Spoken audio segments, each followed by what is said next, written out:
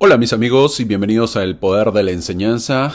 Así es el nombre del canal, El Poder de la Enseñanza. Soy Omar, muchas gracias por acompañarme como cada semana. De verdad, es un placer para mí estar con todos ustedes a través de las escrituras. Les doy una cordial bienvenida y gracias por seguirnos, por hacer de este canal cada día que sea más conocido y sobre todo que podamos aprender a través de las escrituras, a través de los profetas, a través de las clases, que ese es el objetivo. No solamente, como siempre lo menciono, no solamente es brindar información, sino poder brindarles un poco de alternativas para que puedan enseñar ese conocimiento a los demás. Y obviamente, de esa manera nos edificamos. El edificarse es donde vamos a poder ayudarnos a poder todos a venir a Cristo. Así que ese es el mensaje y esa es la idea de las clases.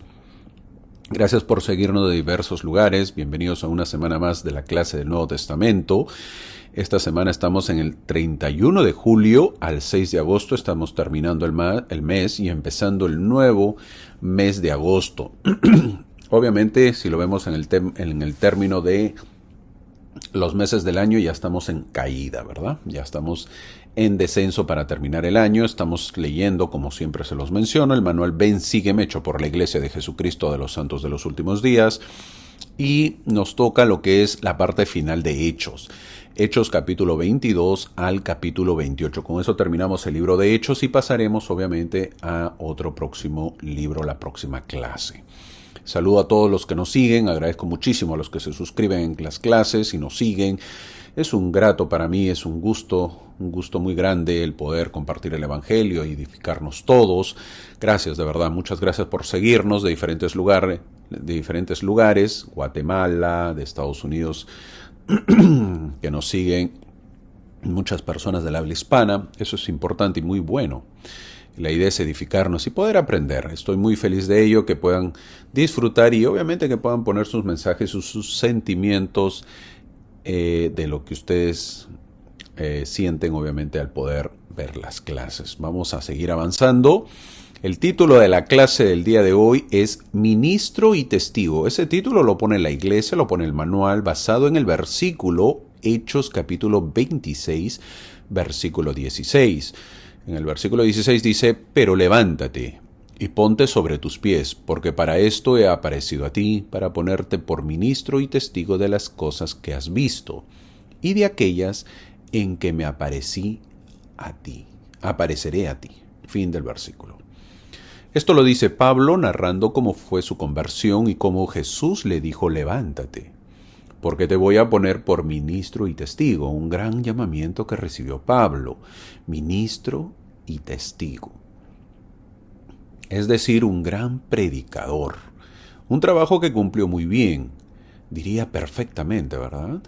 Creo que muy pocos podrían decir que han hecho un trabajo igual como Pablo. Su ministerio duró mucho tiempo, hasta el final de sus días. Poco a poco vamos conociendo la vida de Pablo, un trabajo muy importante. No solamente era ir a predicar, sino que tenía que explicar muy bien el cambio del Antiguo Testamento al Nuevo Testamento. Así lo conocemos ahora, pero él prácticamente tenía que explicar lo que era la antigua ley a la nueva ley. Y ese cambio es por Pablo, gracias a Pablo, un trabajo fuertísimo el que hizo. Imagínate mi amigo, mi hermano, decirle a un judío amante de la ley mosaica que ha vivido él, que han vivido sus hijos, su familia, que han vivido sus padres, sus abuelos y tatarabuelos, que vivían la ley mosaica, decirle que tenía que cambiar al nuevo evangelio. Dejar a Moisés para irse a Cristo. Esto parece fácil para nosotros, pero no lo es. Era dificilísimo, entonces la gente se rehusaba. Si tú, mi amigo, has sido un converso y has pertenecido a otra congregación, recuerda cuando los misioneros te hablaron del evangelio. Siempre hay una renuencia. Obviamente uno no quiere. Le es difícil a una persona cambiar su religión, primero por la tradición.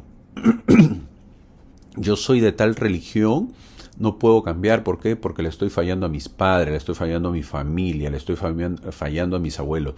Mis padres eran miembros de esta iglesia, mis abuelos. toda mi familia, mis amigos. Eso es lo primero, lo digo como alguien que ha predicado el Evangelio, recordando esos tiempos, haciendo el resumen de ello. Eso es lo primero que ve un investigador. Alguien que se rehúsa a poder aceptar el Evangelio, el cambio que va a hacer.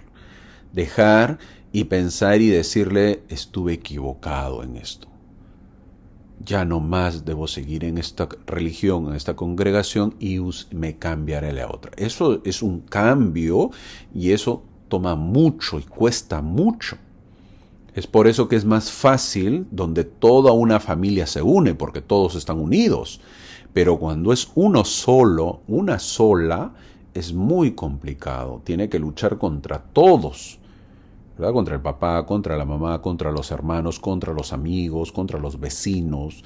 No le es fácil. No le es fácil. Entonces, ese cambio es explicado por Pablo. Pablo tiene que explicarle a los judíos que ya la ley mosaica se acabó y empezaba la nueva ley, que era la ley del Evangelio de Jesucristo. Eso era chocante. Hay que entender y hay que tener a veces un poco de paciencia. No es fácil, claro, para nosotros decimos, mira, estos judíos no entienden. No, es complicado, es muy difícil. Vuelvo a repetir, recordemos así como fuimos nosotros. Mucha gente acepta mucho el Evangelio, sabe que esta iglesia es verdadera, pero el entorno le es complicado y por eso se rehúsan a aceptar el Evangelio. Y lo dicen ahí nada más. Ahora hay otros que usan diversas formas, ¿verdad? Diversas maneras. Por ejemplo, ese padre que se rehúsa, le dice primero, ya, vaya la esposa, anda tú, a los hijos, ya, vayan ustedes. Y él con el tiempo va examinando cómo es el comportamiento, qué cambios hay, cómo va todo, y luego con el tiempo va aceptando el Evangelio. A veces, cuando hay el deseo, ¿verdad? Porque hay otros que dicen, no más, yo no quiero ir. ¿Por qué? Porque mis amigos, el entorno amical o el entorno familiar no me lo permite. ¿Ok? Entonces, no es fácil y eso es lo que Pablo en el transcurso de su vida es lo que tiene que lidiar, lo que tiene que luchar, lo que tiene que explicar, lo que tiene que llegar a acuerdos para poderles enseñar y que entiendan las personas. Algo muy difícil. Gran Pablo, gran Pablo. Vamos a verlo ahora. Recordemos, entrando a la clase, vamos a recordar que había regresado. ¿En qué parte de la historia estamos? Pablo había regresado a Jerusalén, a pesar que le habían dicho que no. Y ahora la turba de judíos, ¿se acuerdan? Si no recuerdan, hay que recordar la clase pasada. La turba de judíos estaba a punto de matarlo, pero por no ser judío de nacimiento, el tribuno romano le da la oportunidad de hablar. Y como hablaba en hebreo, Pablo era mucho mejor, así que la gente guardó más silencio. Así que en el capítulo 22 veremos esto, ¿verdad? El sermón de Pablo en Jerusalén. Es como un título, el sermón de Pablo en Jerusalén. En el versículo 3 del capítulo 22 de Hechos dice, soy judío, criado en esta ciudad a los pies de Gamaliel. Pablo habla de judío a judíos. Él se siente un judío a los judíos. Ahorita voy a explicar un poquito por qué, haciendo un paréntesis, un stop de esto, hay que entender, y eso yo lo expliqué ya en el año pasado en la clase del Antiguo Testamento que vimos y que si nos han seguido lo van a recordar, es de que nosotros ahora en la actualidad, y lo vuelvo a repetir, nosotros en la actualidad en el lugar donde nacemos, se nos dice que somos de ese país, a pesar que nuestra familia no sea de ese país. Ejemplo, viene una persona a Estados Unidos de Argentina. Al venir a Argentina, ese señor o esa señora, esa pareja de esposos, vamos a ponerlo, o esa pareja de novios, son argentinos y tienen un hijo. Ese hijo, al nacer aquí en Estados Unidos, obviamente que viene a ser estadounidense. Y así se nombra a las personas, así es por derechos. Entonces la persona ya tiene la nacionalidad estadounidense. Eso es en la actualidad con cualquiera, con la mayoría de países, salvo con Alemania, que todavía tiene un poco más difícil. Pero con la mayoría de países es así. Así se adquiere la ciudadanía. Sin embargo, en la época, retrocediendo a los años, en la época de Pablo, en la época de Jesús o prácticamente en el tiempo que estamos hablando de la Biblia, de esa época, no era así. ¿Qué quiere decir eso? Que los judíos estaban en diversos lugares. Por ejemplo, volviendo al Antiguo Testamento, los judíos salieron con Jacob, que se fueron a Egipto, ¿verdad? Por el hambre que todos vimos. Sin embargo, los judíos, al estar en Egipto, no eran egipcios. A pesar de haber nacido ahí, porque estuvieron como 400 años, ellos no eran egipcios, no pertenecían a Egipto, se consideraban judíos. Es decir, nacían en Egipto, pero seguían siendo judíos. Por lo tanto, ellos se calificaban como el lugar, no por el lugar, sino por la creencia, por la sociedad o por la religión o por la adoración que ellos tenían. Entonces todos los judíos eran unidos y obviamente no se mezclaban con los egipcios no los consideraban a los judíos como egipcios y los judíos no se consideraban egipcios.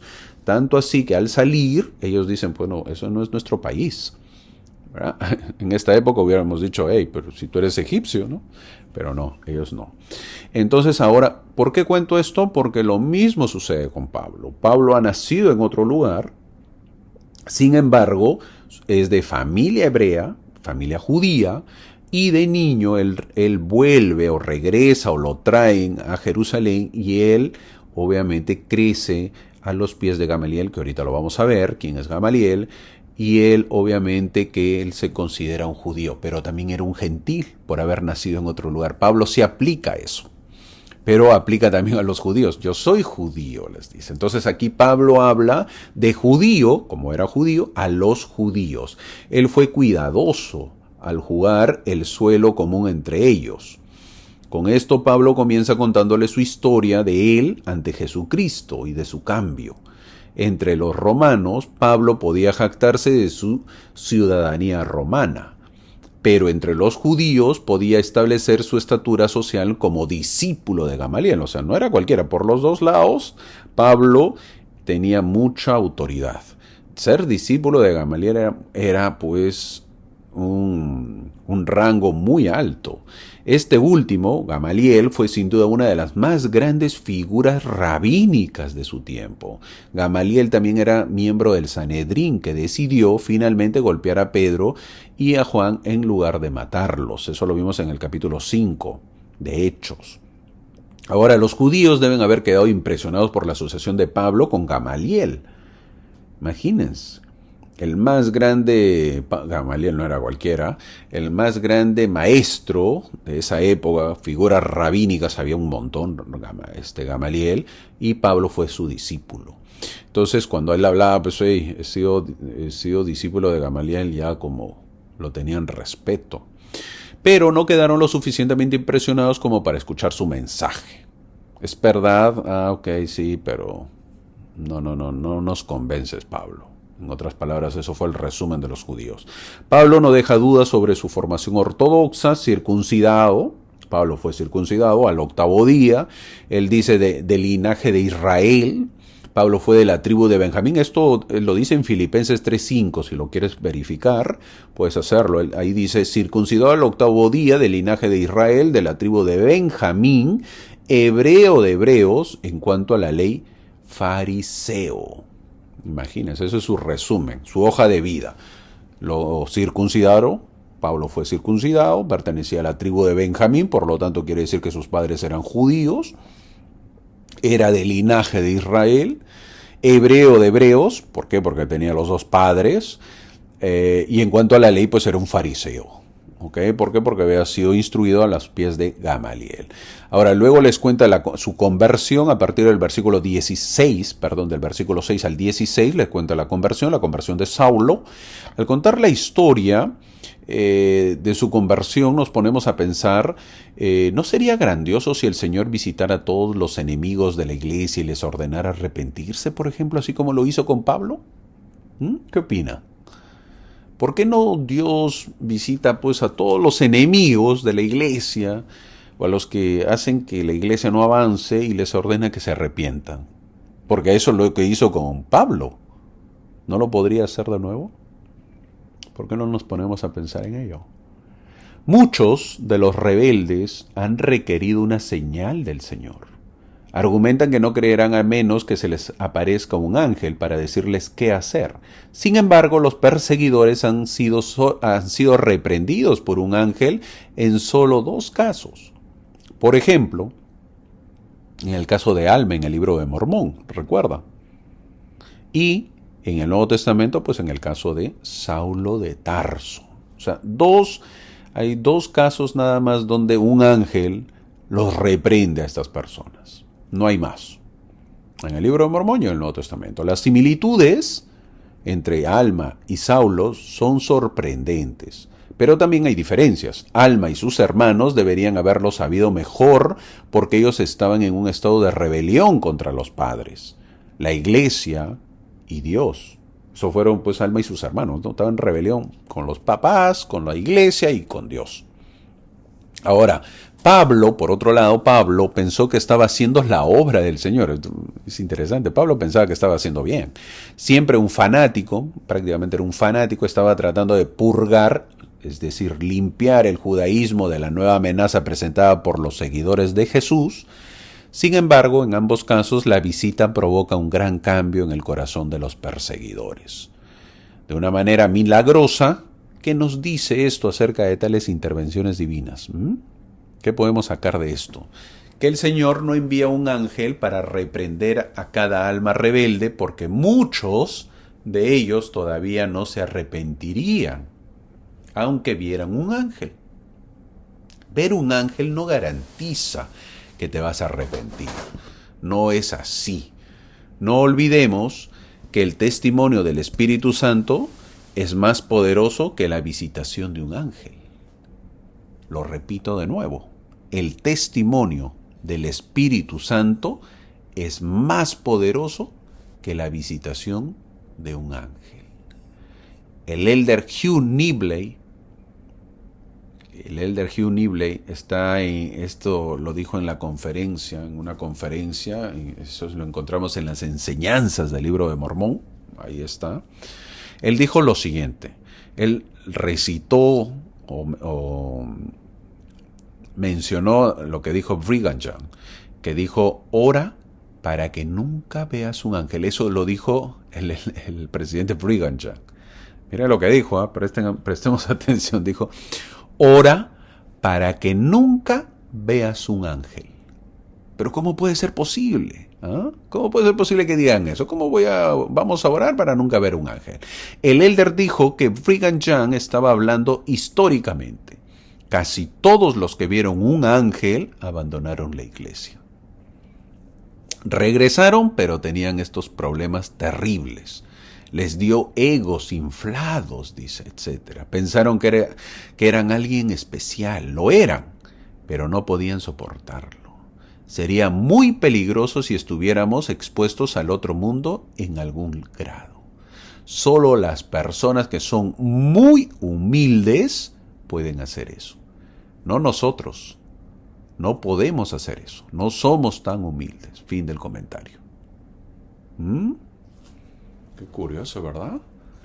Esto me gustó, por eso se los comparto, porque cuando lo leí me pareció muy, muy, muy, muy rico, muy bonito. He escuchado siempre, cómo me gustaría ver un ángel, cómo me gustaría soñar con un ángel, cómo me gustaría ver a Dios, cómo me gustaría soñar. Y obvio, es un deseo hermoso, bonito. Pero aquí el elder Brigham Young, por eso se le conoce como el león, pues, ¿no? Es bien tajante. Dice, ora para que nunca veas un ángel. Me manda al otro lado, ¿verdad? Nos manda al otro lado. Nunca debemos orar para ver un ángel. ¿Por qué? Porque dice que el ego se sube, el ego inflado, dice. No lo vamos a poder soportar. En otras palabras, caemos en el orgullo y obviamente pues nos creemos grandísimos. Solamente ¿quién puede eso? Los muy humildes. ¿Recuerdas a ese humilde jovencito de 14 años? ¿Quién fue? José Smith. ¿Quién se le apareció? Moroni, Dios el Padre, Jesucristo. ¿Por qué? Por la humildad. Interesante, ¿verdad? Esa es la interesante que uno va aprendiendo en la vida. Entonces no somos tan humildes y por eso a veces esos grandes líderes como José Smith pues demuestra y nos dice que se le aparece tenía un don José Smith, la humildad. La humildad. Y obviamente en el transcurso de su vida lo demuestra, ¿no? Pablo era un fariseo, pero también demuestra humildad. Demuestra humildad y tenía trabajo por hacer. El mismo Pablo recuerda lo que dijo Ananías acerca de Pablo. En Hechos capítulo 22, versículo 14, el Dios de nuestros padres te ha escogido. Fin del versículo. El Dios de nuestros padres, lo que dijo Ananías, le dijo a Pablo, ¿no? El Dios de nuestros padres te ha escogido. No sé por qué, pero a ti te eligió. Pocos son los que pueden ejercer una influencia más poderosa sobre la historia cristiana que Saulo de Tarso, el perseguidor que se convirtió en profeta, en apóstol, en predicador, el fariseo que se convirtió en apóstol de los gentiles. Luego Pablo nos dice que una visión le dice que salga tan pronto de Jerusalén para que vaya a otras naciones, y esto lo supo por una visión en el templo. Dice, y aconteció que cuando volví a Jerusalén mientras oraba en el templo, yo estaba en un trance y lo vi diciéndome, date prisa y sal pronto de Jerusalén, porque no recibirán tu testimonio acerca de mí. Versículo 18. El Señor le recalca en la visión a Pablo que salga. Tienes que salir. Ahora veamos lo que dice el versículo 21. Hechos capítulo 22, versículo 21. Pero me dijo, ve, porque yo te enviaré lejos a los gentiles. Por eso le he puesto este versículo. Prestemos atención aquí en rojito. Los gentiles. Al dar su testimonio Pablo de su conversión, todo iba bien. Pero en el versículo 22 dice, Hechos 22, 22 dice, y le oyeron hasta esta palabra. Entonces alzaron la voz diciendo, quita de la tierra a tal hombre porque no conviene que viva. Fin del versículo. Eso dijeron los que lo estaban escuchando.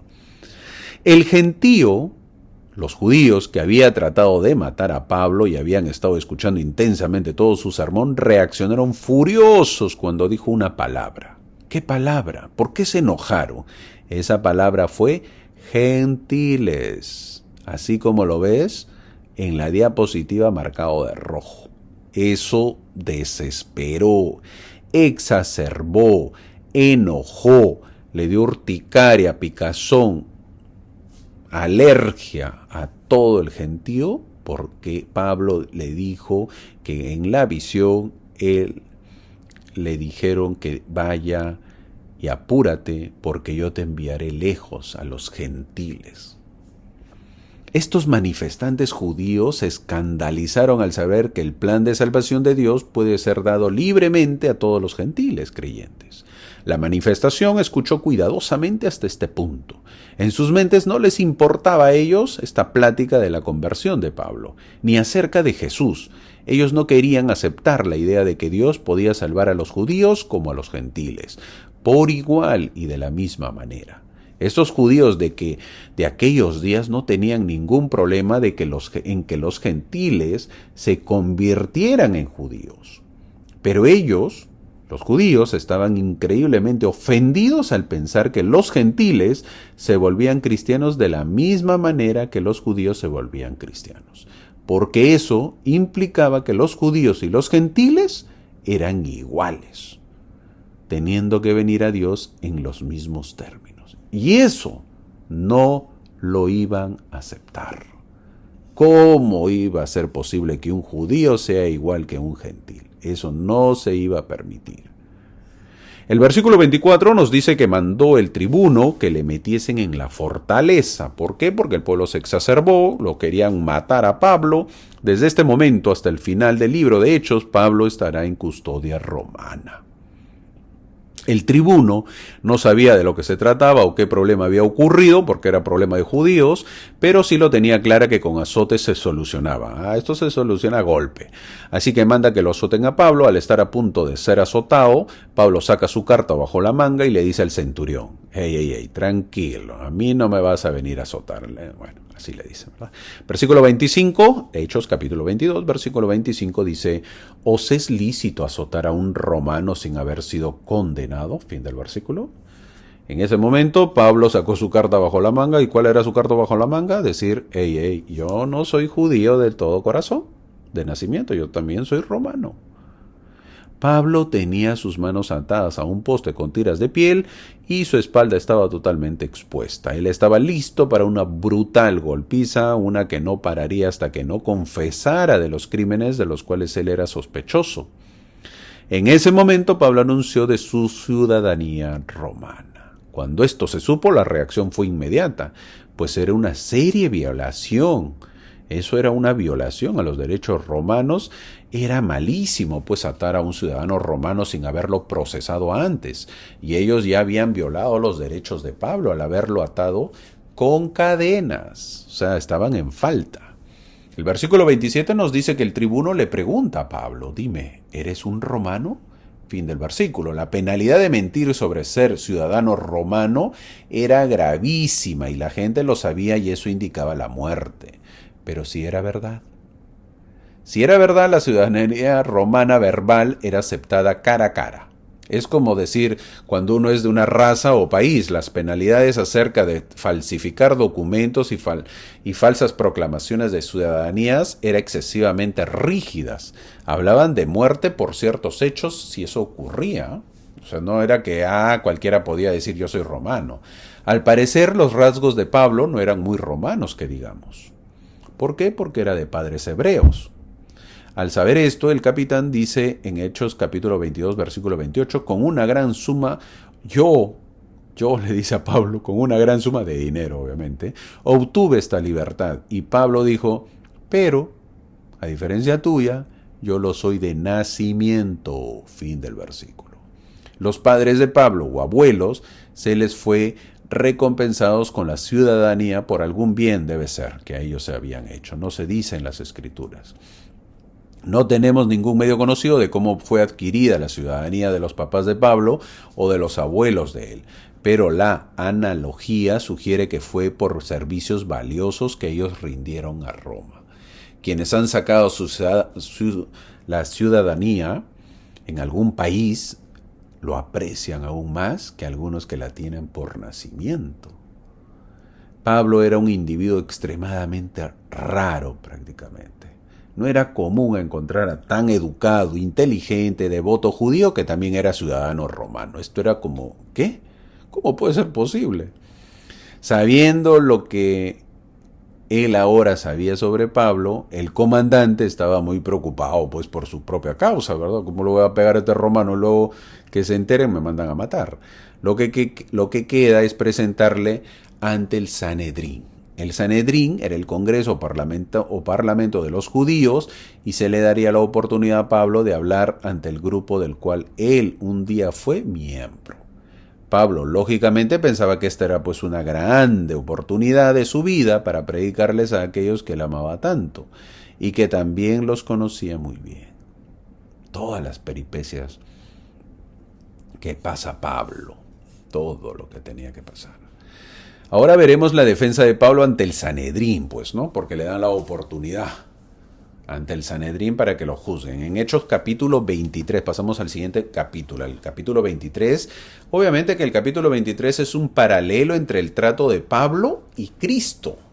Eso se puede resumir. Es un paralelo entre cómo lo tratan a Pablo y cómo lo tratan a Cristo, cómo lo trataron. Los sufrimientos de Pablo como ministro de Cristo fueron variados, prolongados e intensos. Sin embargo, perseveró hasta el martirio. Ahora Pablo tenía una oportunidad de ganar a Israel para Jesús, y quizás una mejor oportunidad. Aquí él habló ante el concilio, teniendo la oportunidad de predicar de Jesús a hombres muy, muy influyentes. Pablo empieza: varones hermanos, yo con toda buena conciencia he vivido delante de Dios hasta el día de hoy. Pablo cuenta lo que está pasando en su vida, vivió delante de Dios. ¿Cómo así? ¿Qué es vivir delante de Dios?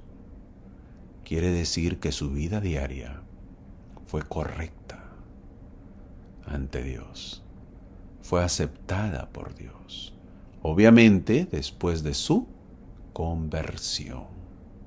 En realidad, ¿podemos decir lo mismo que Pablo? ¿He vivido delante de Dios? ¿O estoy viviendo delante de Dios? ¿Podemos decir ahora estoy viviendo delante de Dios? ¿Lo que hago representa o tiene la aprobación de Dios? Conocer las Escrituras es vivir delante de Dios. Asistir a la iglesia es vivir delante de Dios. Pero eso no hacemos todos los días ni las 24 horas. En mi trabajo puedo vivir delante de Dios si soy honrado, por ejemplo, si trato bien a los demás. La honradez no es solo porque me ven, sino que podemos decir que somos honrados a pesar que no nos ven o que nadie nos ve. Pero soy honrado porque vivo delante de Dios. Ojalá que esa sea nuestra meta.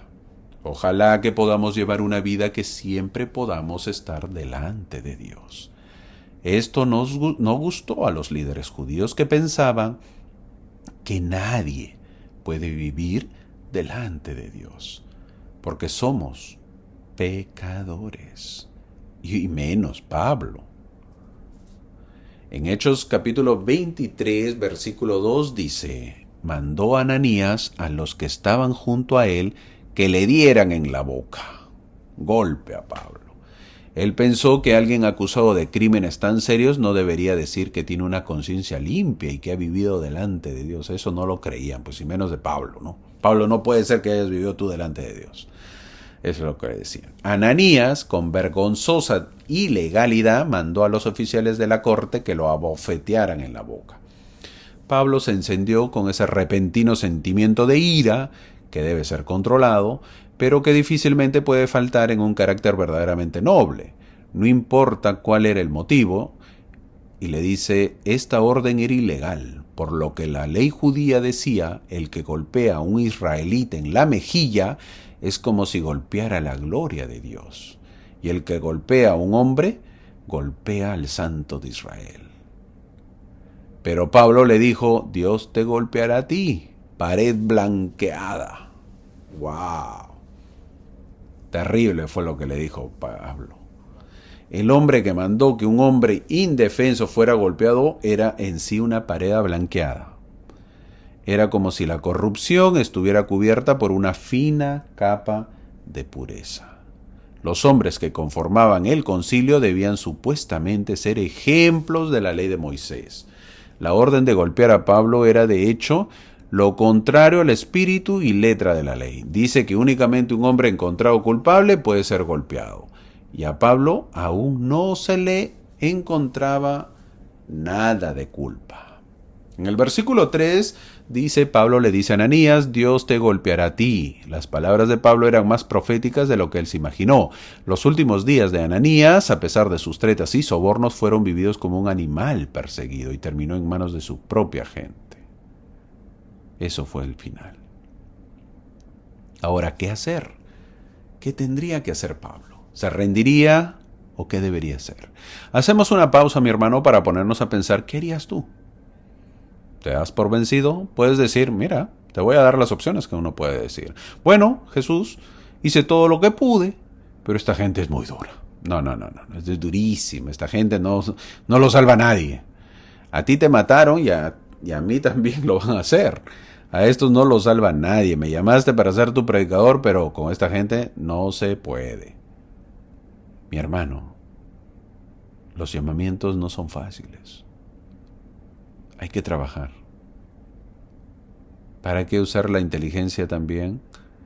Así como usamos la parte espiritual. No dice eso en las Escrituras, pero nos dice entre líneas lo que hizo Pablo. Pablo observó y vio oportunidades. Al parecer, Pablo observó que la audiencia no recibiría el Evangelio. La orden del sumo sacerdote y la actitud de los presentes lo puso en claro. Así que Pablo se dio por vencido en predicar el Evangelio e hizo lo que pudo para preservar su libertad antes de que el concilio lo quisiera matar. Versículo 6 del capítulo 23 de Hechos dice: Pablo vio que una parte eran saduceos y la otra fariseos. Fin del versículo. ¿Por qué se menciona esto? ¿Qué tiene que ver? En este punto Pablo está realmente en problemas. Ya ha sido advertido proféticamente sobre su visita a Jerusalén, ahora ha sido puesto ante el Sanedrín judío y sin saberlo ha criticado a la autoridad judía más poderosa. Entonces es probable que el Sanedrín lo castigue en su totalidad. Justo en este momento inoportuno, Pablo recurre a la experiencia de su vida para encontrar una salida. ¿Hay salida? Veamos.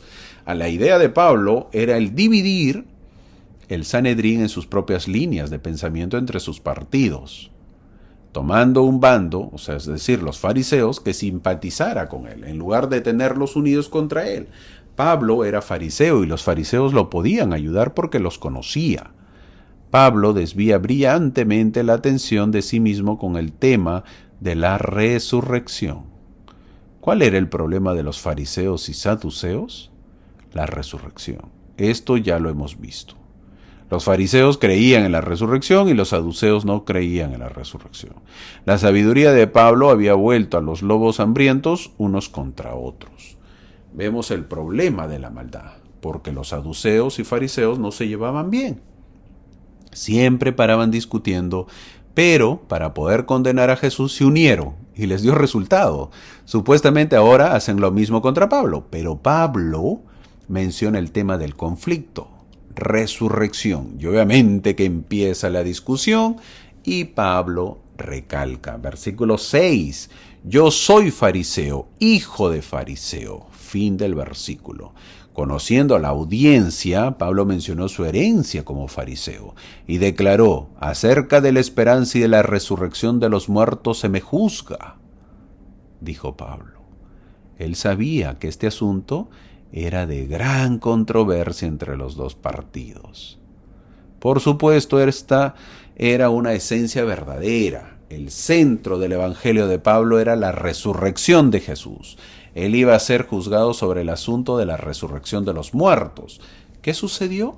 Obviamente que los fariseos no se iban a quedar callados y defienden a Pablo. Al defenderlo, ¿qué sucede? Hay división. Versículo 7, cuando dijo esto se produjo disensión, división, en otras palabras, entre los fariseos y los saduceos, y la asamblea se dividió. Fin del versículo. Luego, al ver los romanos que empieza la división y el caos, sacan a Pablo y lo llevan a la prisión de la fortaleza.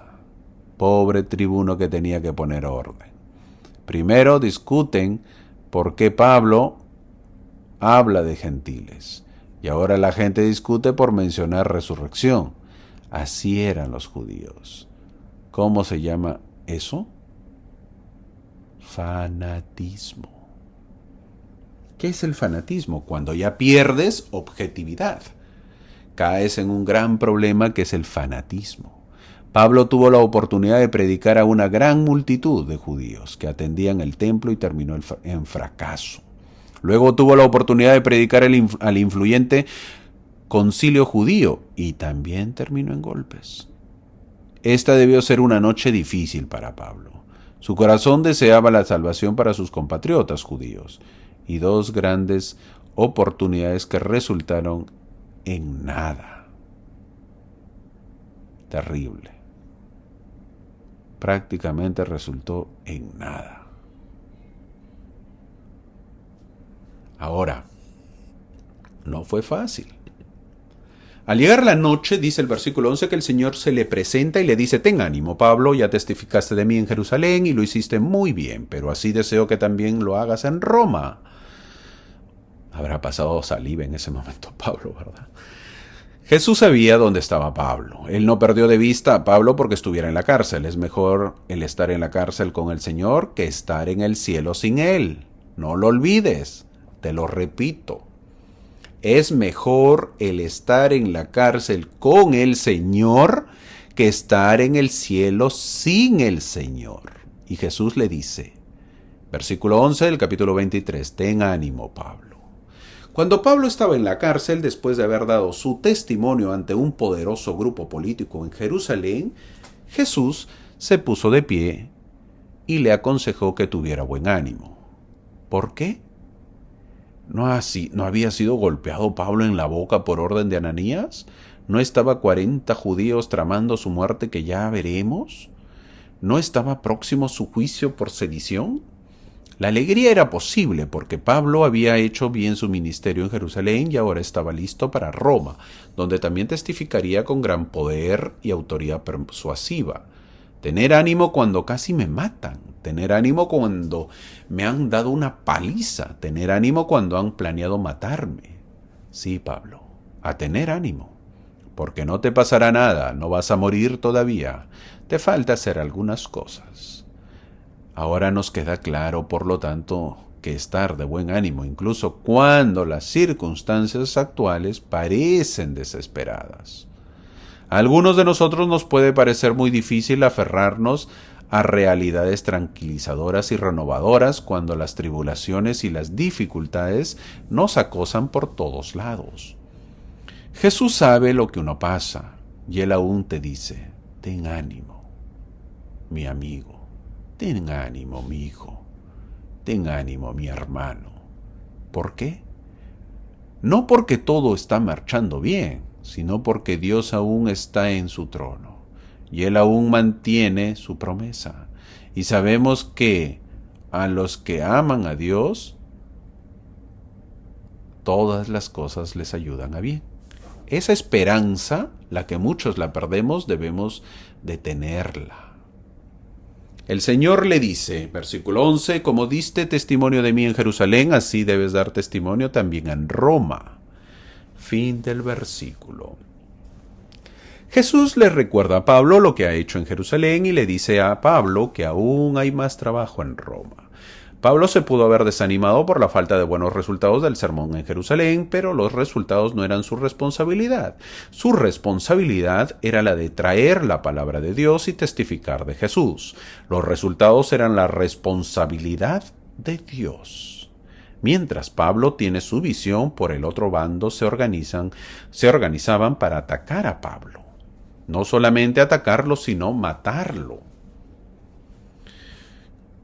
Ahora, ¿escuchaste lo que mencioné? Que la responsabilidad ¿de quién es? De Dios. De Dios, mi hermano. Los resultados no son nuestra responsabilidad. La responsabilidad es la de traer la palabra de Dios y testificar de Jesús.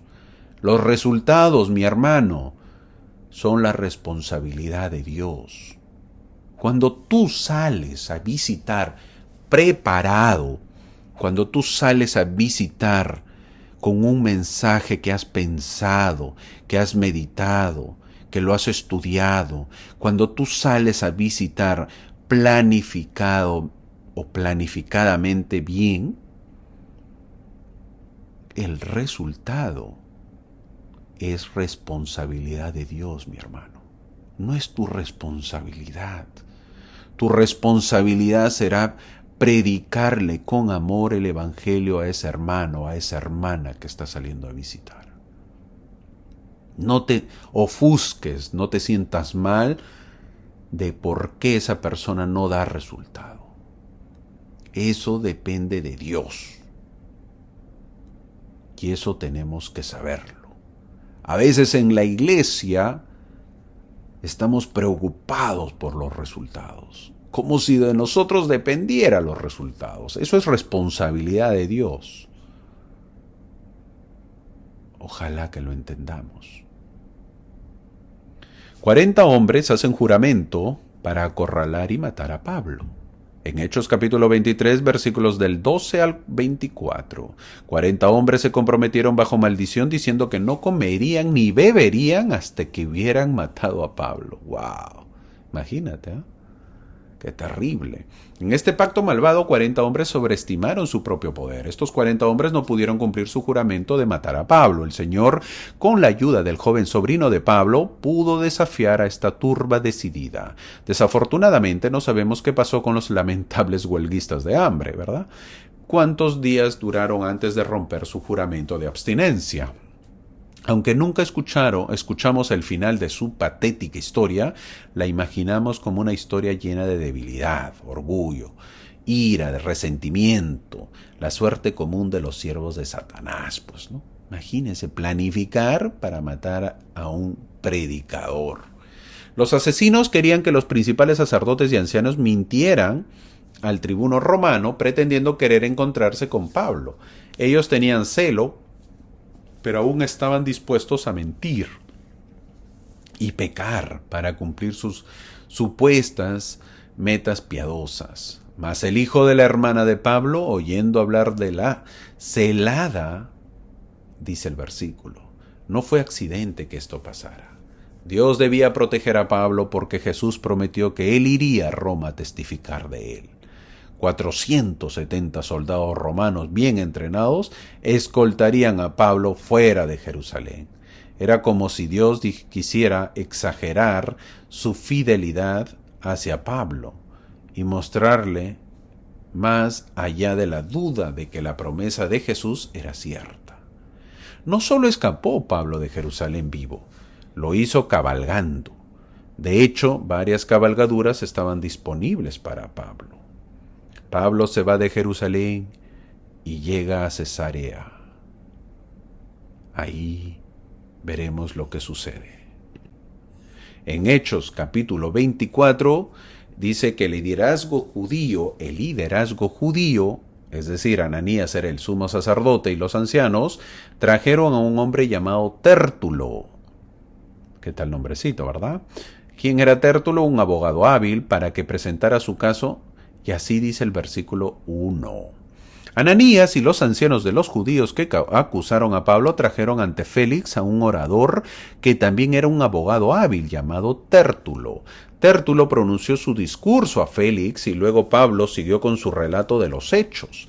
Los judíos sabían que para argumentar su caso ante los jueces romanos necesitaban a alguien capacitado en la retórica romana. Y es por eso que ellos contratan a Tértulo para que les ayude.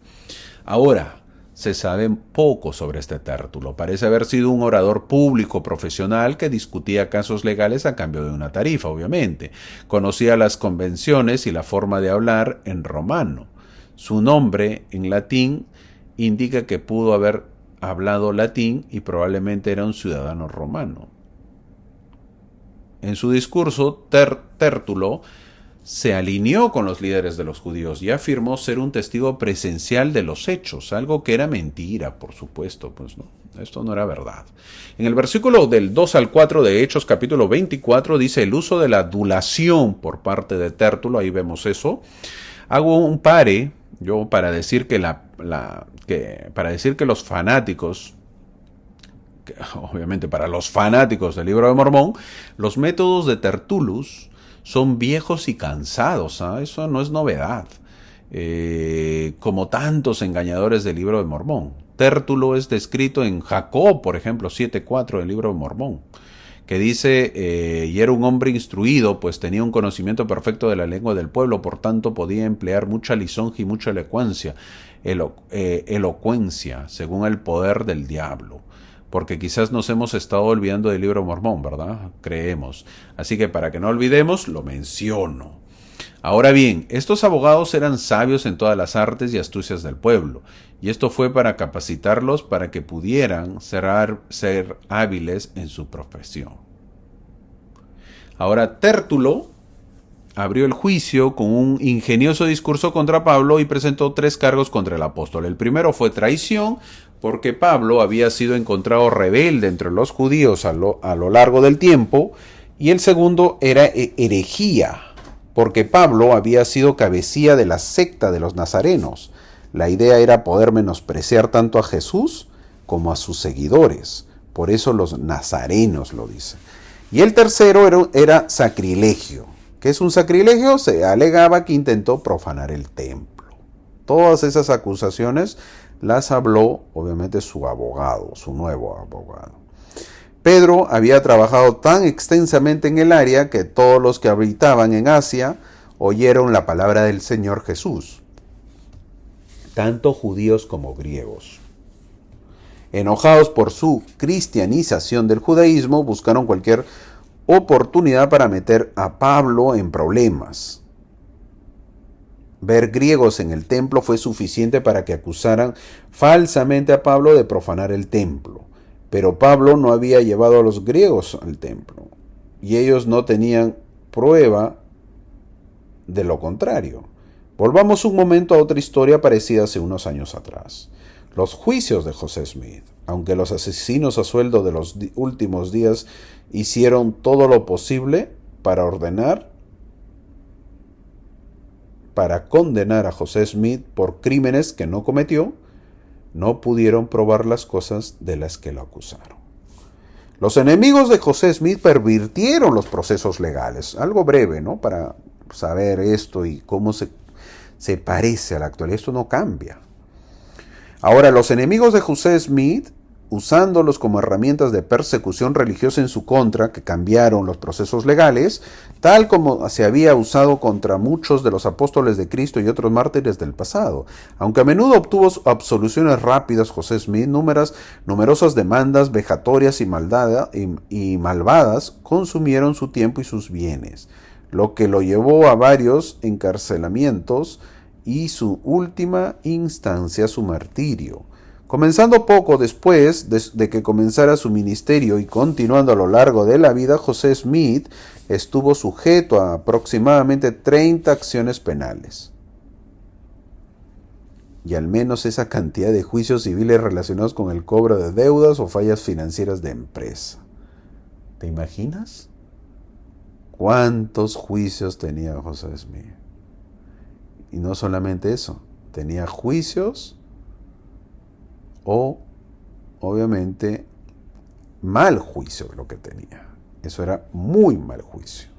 No era un correcto juicio. En el versículo 22 del capítulo 24 dice, cuando Félix oyó estas cosas, las aplazó. Fin del versículo. Félix se negó a tomar una decisión en el caso, diciendo que, estamos volviendo a la historia de Pablo, diciendo que esperaría hasta que el capitán en jefe de las Fuerzas Armadas llegara de Jerusalén a Cesarea. Esta fue una táctica dilatoria adoptada por Félix porque no quería ofender a los judíos, haciendo una decisión favorable a Pablo. La propia esposa de Félix, Drusila, que se llamaba, era judía de la familia de Herodes Agripa. Sin embargo, Félix no quería entregar a un ciudadano romano que sabía que era inocente a los judíos y una muerte segura. En el versículo 24 y 25, Félix envió por Pablo y le oyó acerca de la fe en Cristo. De Félix sabemos lo siguiente: era un procurador romano, él gobernó, permaneció allí 2 años con la esperanza de extorsionarlo, era corrupto, era mezquino. En el versículo 27 dice, 2 años, Félix dejó a Pablo atado. Sin un juicio formal para apaciguar a los judíos y con la esperanza de recibir dinero por su salvación, el gobernador romano de Judea, Antonio Félix, mantuvo prisionero a Pablo durante 2 años. Es cierto que Pablo quedó así protegido del odio asesino de los judíos y el celo pues del Sanedrín, ¿verdad? Entonces era terrible lo que estaba pasando Pablo, porque obviamente no encontraba gente que lo entienda. Todavía no, Pablo. Vamos a ver cómo sigue tu vida. Ahora debemos suponer que en ese tiempo pues la iglesia no creció rápidamente y que sus miembros no se perfeccionaron tan rápidamente. En el capítulo 24 termina con la transición de gobierno de Claudio Félix a Porcio Festo. Félix indudablemente era un hombre malo, pero la historia nos cuenta que Festo era básicamente un hombre bueno. Él gobernó bien a pesar de los problemas que le dejó Félix. A pesar de eso, yo voy a tratar de vivir bien. A pesar de los problemas que le dejó Félix, Festo era básicamente un hombre bueno y obviamente tenía que hacerse cargo de lo que Félix había dejado.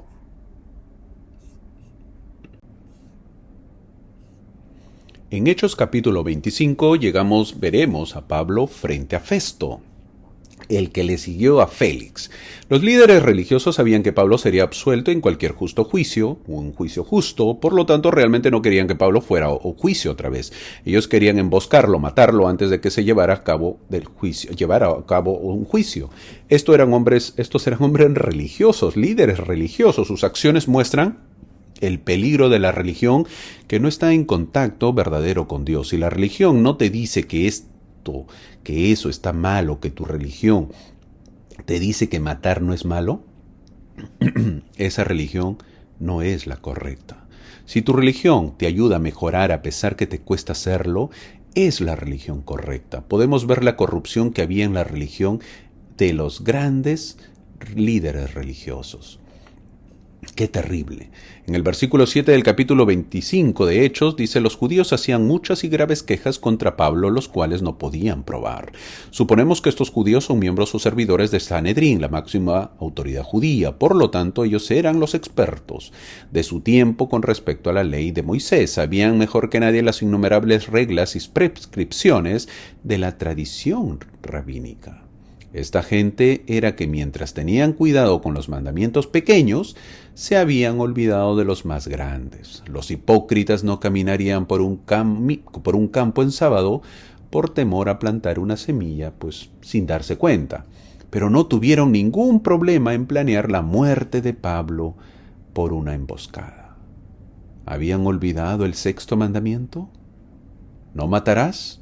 Luego su memoria hipócrita les falla de nuevamente cuando dan falso testimonio contra Pablo ante Festo, violando así el noveno mandamiento, es decir, puras calumnias y mentiras contra Pablo. Como no pudieron encontrar delitos en Pablo, entonces sugieren que lo lleven a Jerusalén, pero al saber Pablo que un juicio en Jerusalén sería injusto para él, Pablo decide apelar al César.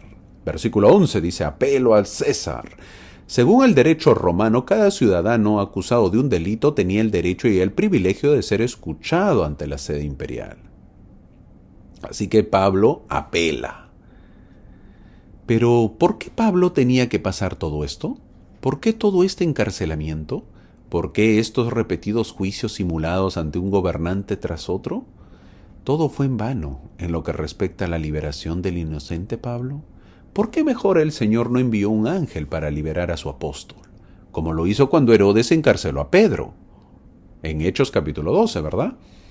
Claramente es el designio de la deidad usar el encarcelamiento de Pablo como medio para llevar el testimonio de Jesús a los grandes y poderosos del mundo. El Evangelio es para los pobres y los privilegiados, y debe ser proclamado por los débiles y simples hasta los confines del mundo, y ante reyes y gobernantes. Ahora Pablo apela a César. Ante eso, Festo le dice, versículo 12 del capítulo 25 de Hechos: ¿a César has apelado? A César irás. Apelar es recurrir a una persona.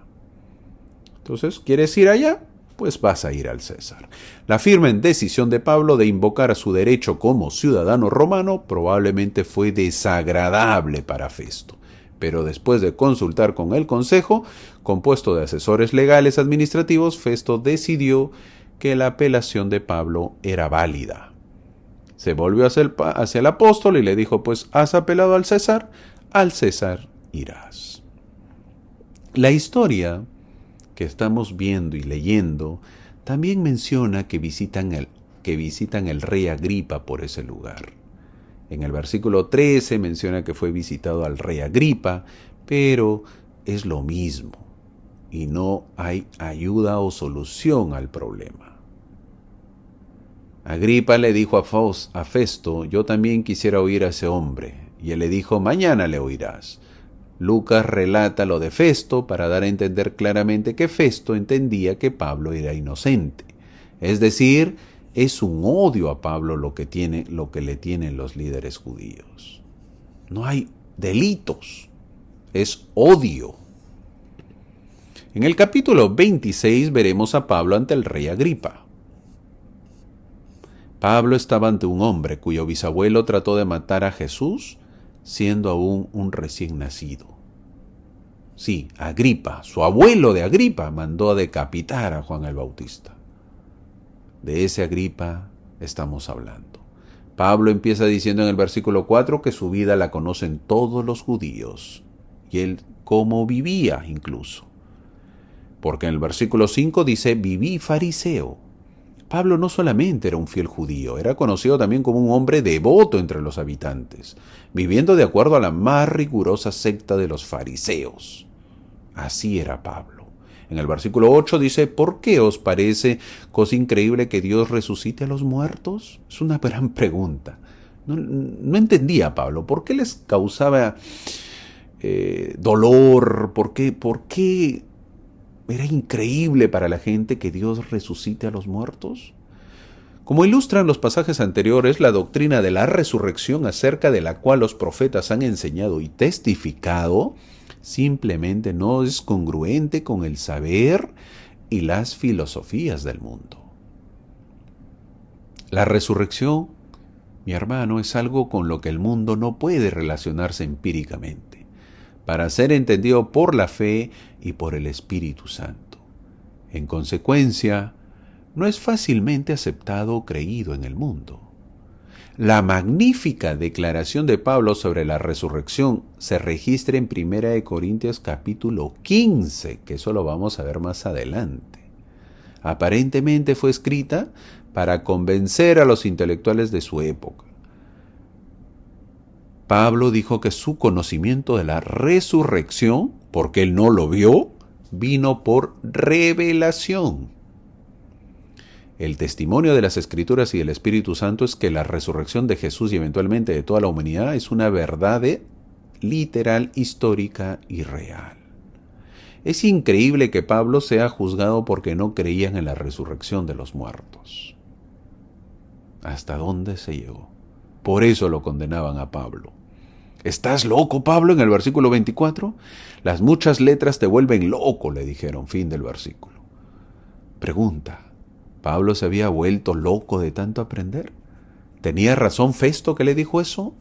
¿O Festo, según el patrón clásico de Satanás, usó un principio verdadero para acusar falsamente a un siervo de Dios? Es decir, esto de los líderes es verdad. ¿O de los profetas? ¿Acusarlos de locura?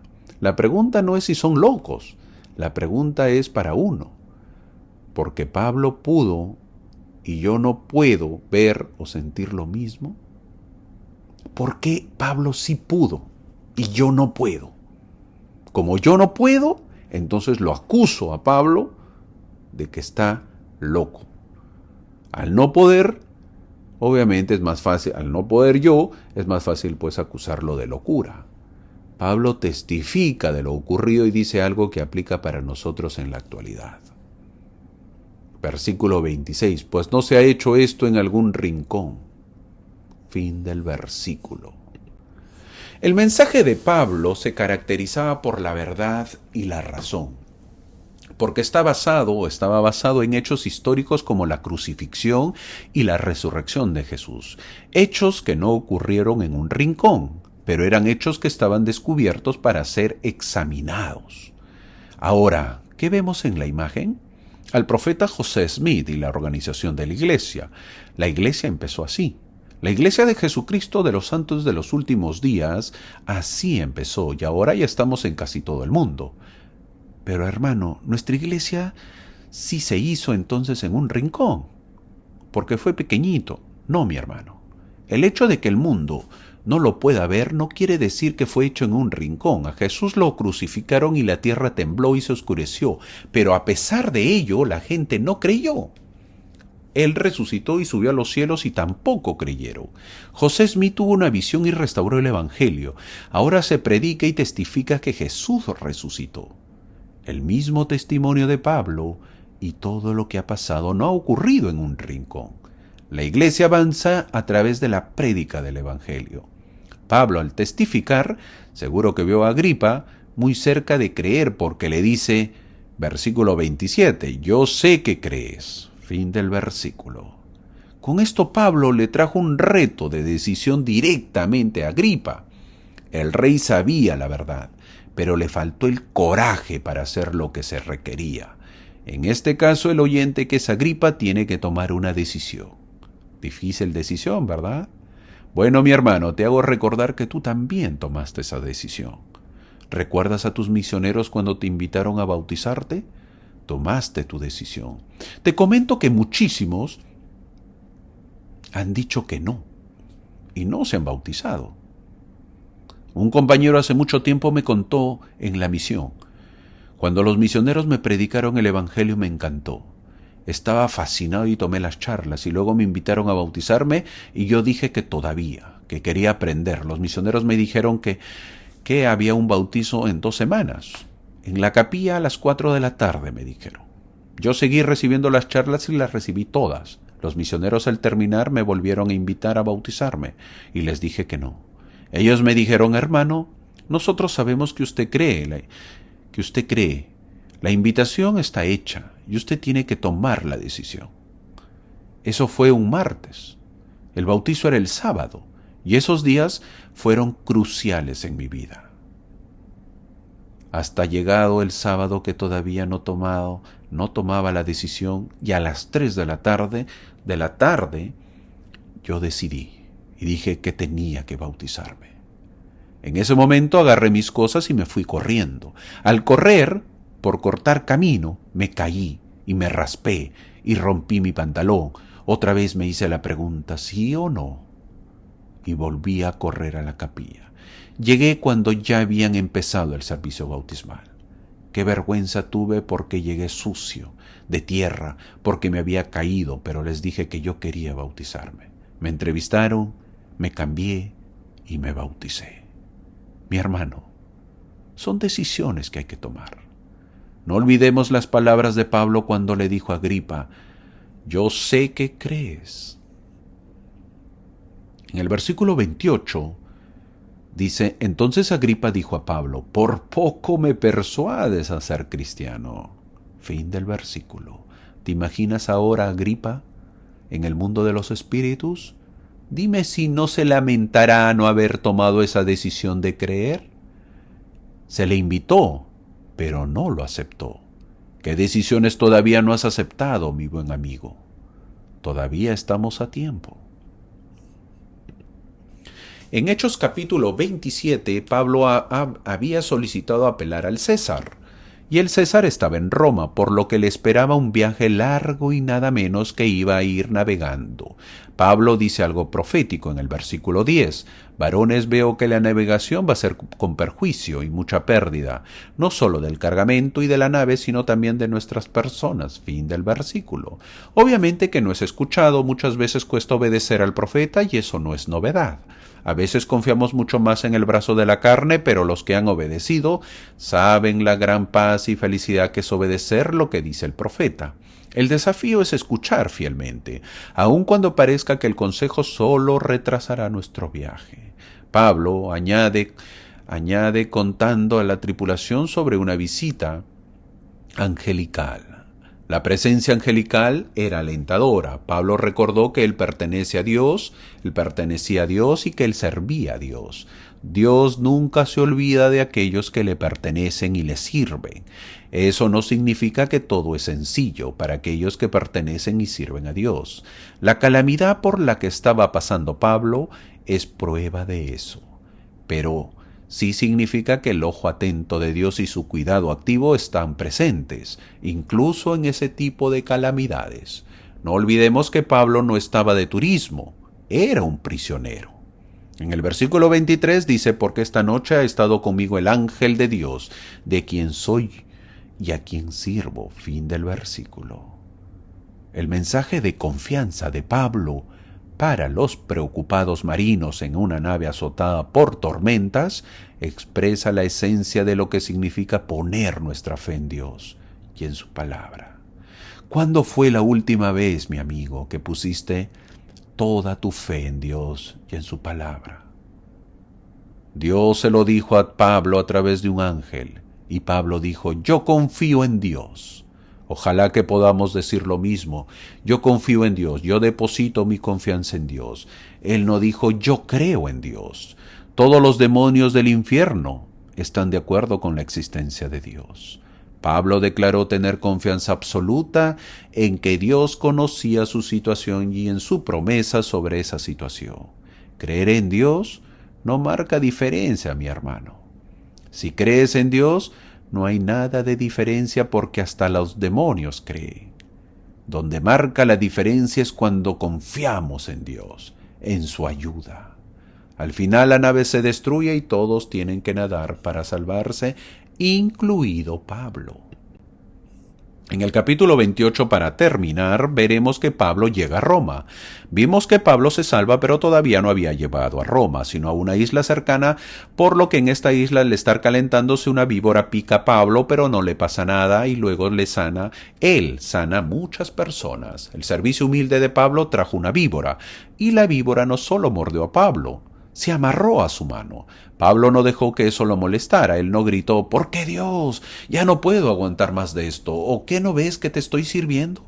Pablo no miró a aquellos que estaban sentados cerca del fuego y dijo, holgazanes, si hubieran recogido la leña ustedes, no, esto no me hubiera pasado. La reacción de Pablo parecía serena y despreocupada. Él sacudió la criatura en el fuego. Al ver los demás que no le pasaba nada a Pablo, pensaron que era un dios, sin saber que era un siervo de Dios. ¿Cuántos milagros hemos recibido en la vida? Milagros muy grandes, que quizás lo viese la gente pensaría que somos dioses, pero muchas veces es por la misericordia de Dios, y muchas porque hemos estado en su servicio o porque Dios desea que le sirvamos. El ministerio de Pablo está marcado por un milagro tras milagro. Al llegar a Roma, Pablo no estaba en una prisión normal. A él se le permitió vivir por sí mismo y proveer su propio espacio para vivir. Aunque él estaba constantemente bajo supervisión de un guardia romano, y a menudo encadenado, la rotación de los guardias le daba una provisión constante de gente con quien hablar. Es decir, que Pablo podía convocar a los principales judíos en Roma. Eso indica que había judíos en Roma. ¿Y cómo llegaron? Vemos que los judíos, por la diáspora, en la dispersión que tuvo Israel, ¿recuerda? Muchos se fueron a diversos lugares. Y en Roma había judíos, obviamente judíos que vivían la ley mosaica. Era obvio que Pablo les predicó el evangelio de Jesucristo. Y eso no gustó a los judíos en Roma. Es por ello que dijo, repitiendo a Isaías en el versículo 27, el corazón de este pueblo se ha engrosado. Y al final termina diciendo en el versículo 28, sabed pues que a los gentiles es enviada esta salvación de Dios, y ellos oirán. Fin del versículo. Esto nuevamente molestó a los judíos en Roma que se fueron. Al final dice que permaneció 2 años en una casa alquilada y predicaba y recibía a todos los que iban. En el capítulo 28 de Hechos, la gran pregunta que nos hacemos es, ¿qué le pasó a Pablo? Lucas, el autor de este libro de Hechos, concluye su registro con Pablo bajo la guardia romana en la ciudad gentil más grande. Este fue un momento importante para escribir cartas. Se piensa que los libros que veremos más adelante como Filemón, Colosenses, Efesios, Hebreos, fueron escritos durante este periodo de 2 años, encarcelado aproximadamente entre los años 61 y 63 después de Cristo.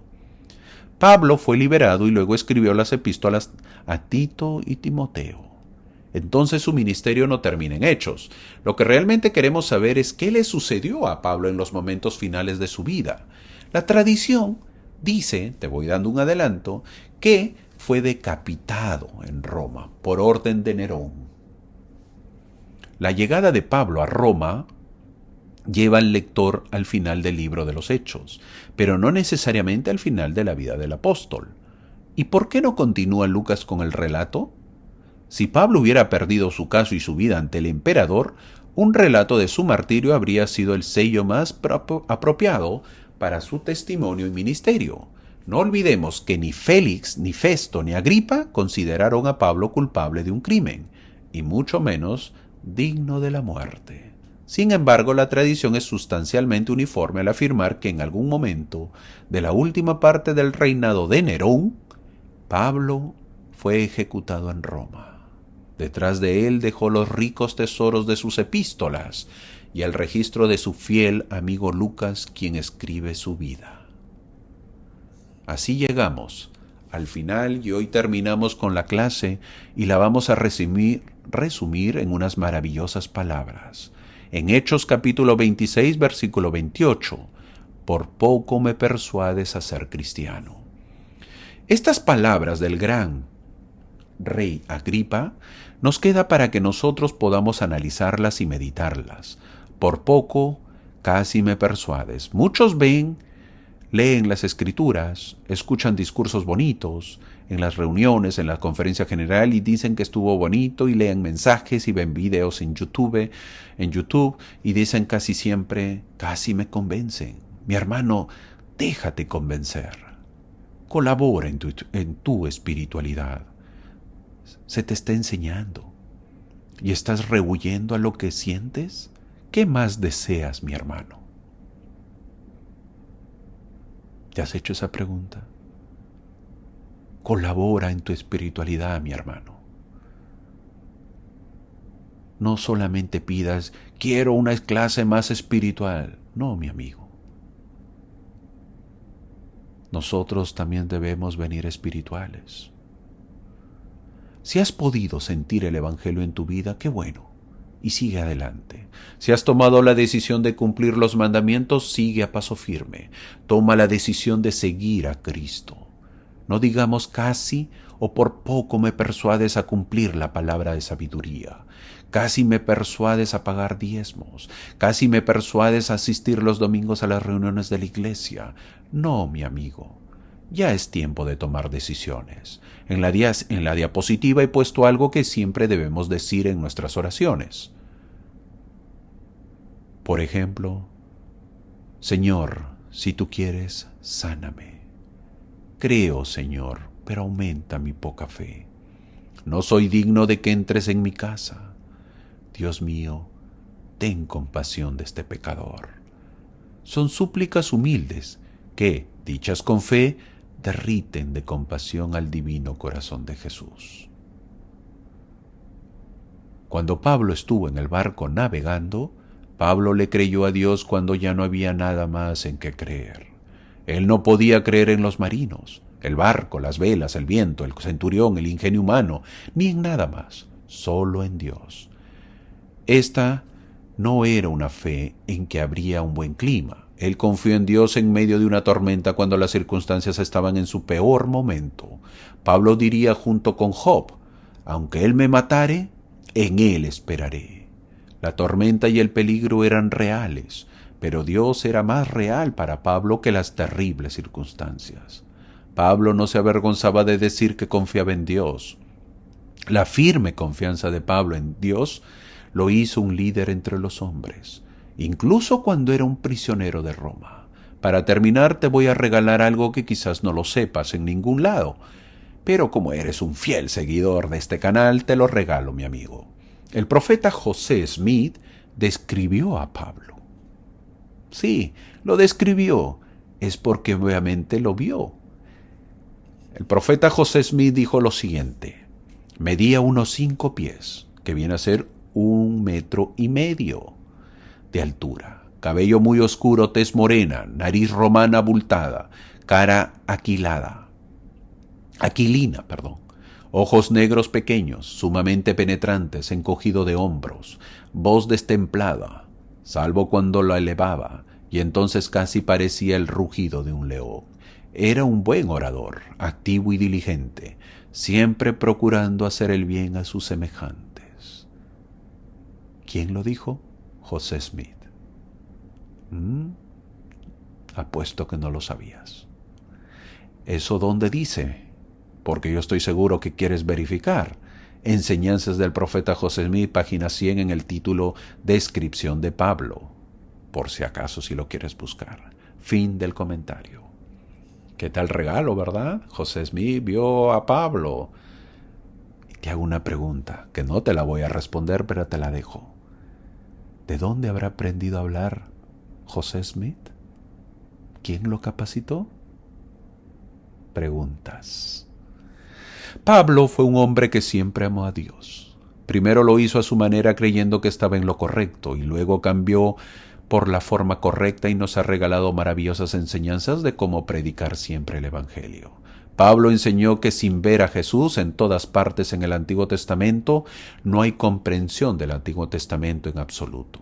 Después de que Pablo se convirtió, se dio cuenta dolorosamente de que no había entendido el Antiguo Testamento.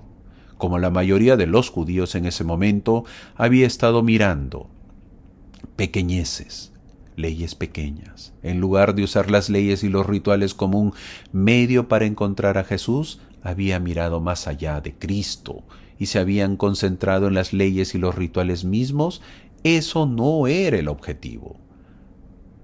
Mi hermano, cuando vas a la iglesia y el objetivo es Cristo. Estas clases es para conocer más a Cristo y cómo los profetas testificaron de Él.